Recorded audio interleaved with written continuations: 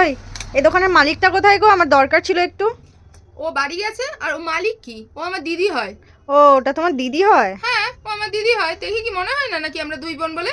কি যে বলো না। আমি ভেবেছিলাম হয়তো নতুন কাজের লোক রেখেছে। আরে আমাকে কাজের লোকের মতন দেখতে নাকি? এত সুন্দর সেজেগুজে বসে আছি, কাজের লোক বানিয়ে দিলে? কি গো, দেখে কি বুঝতে পারো না? কাজের লোক আর মালিকের মধ্যে পার্থক্য বুঝতে পারো না নাকি? কি যে বলো না। ও ঠিক আছে ঠিক আছে, একটু ফোন করো দিদিটাকে। ঠিক আছে, পুরো কাজের লোক বানিয়ে দিলে। কাজের লোকের মতন লাগছি নাকি? দূর, দিদি এখন আসবে না, পরে আসবে, যাও তো। এ নাও 390 টাকা হয়েছে দিদি। এখানে যে মালিকটা বসতো উনি তো আমার কাছ থেকে 370 টাকা নিত। আরে কে মালিক? ও তো আমার দিদি। আরে কিছুক্ষণ আগে আরেকজন এলো, সেও কাজের লোক বানালো, তুমিও কাজের লোক বানাচ্ছ। আমি কি কাজের লোকের মতন দেখতে নাকি রে বাবা? ও আচ্ছা বলবো আচ্ছা, না, তার মানে সত্যি। তুমিও মালিক। হ্যাঁ অবশ্যই আমিও মালিক, আমি কাজের লোক না, মালিক। এ নাও 390 টাকা দাও তো। 370 টাকায় দাও। না না, এর থেকে কমে করতে পারবো না। 390 হয়, 390 দিতে হবে।